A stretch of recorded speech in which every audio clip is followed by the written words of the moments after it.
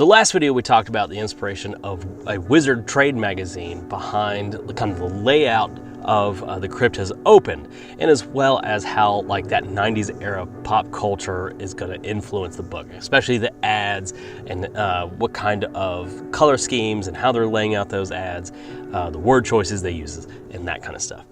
The other inspiration, and you guessed it, is Tales from the Crypt. Specifically, EC Comics is one of the biggest things we're going to look at for the actual art direction. The other thing we're going to look at is going to be the TV show itself, because it is classic 90s horror. One of the shows that really has always stuck in my head is one with Don Rickles and Bobcat Goldthwait.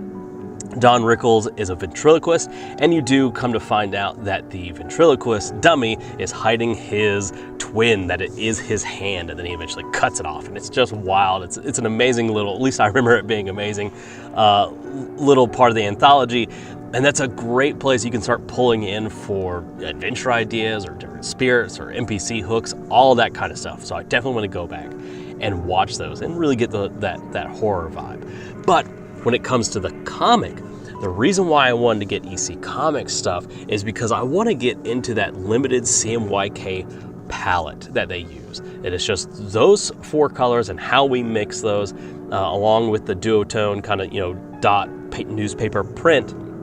That's going to help sell, I think, more of the vibe of what we're going for all of this, is that old newspaper kind of comic feel to it.